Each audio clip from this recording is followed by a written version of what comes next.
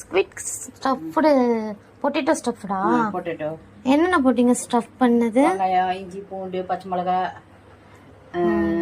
கொத்தமல்லி, கருவேப்பிலை, மிளகு, கரம் மசாலா இதெல்லாம் போட்டு நல்லா நல்லா இது மாதிரி இதுவாக பண்ணிக்கணும்.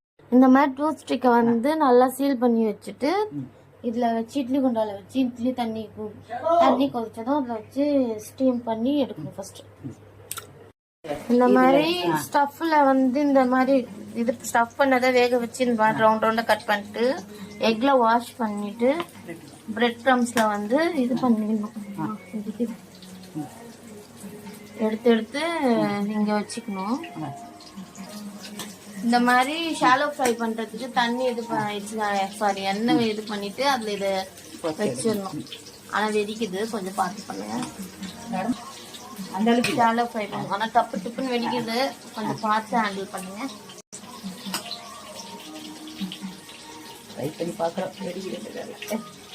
செஞ்சு முடிச்சதுக்கு அப்புறம் எப்படி இருக்குன்னு பார்க்கலாம். நல்லா கோல்டனா இருக்கு. ஓகே.